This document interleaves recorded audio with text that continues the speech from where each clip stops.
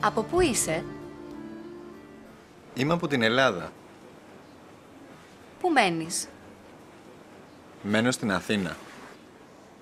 Από πού είσαι? Είμαι από την Ελλάδα.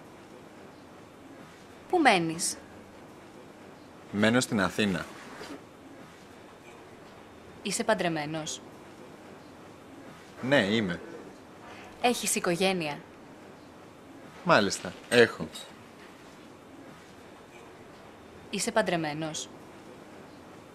Ναι, είμαι. Έχεις οικογένεια? Μάλιστα, έχω.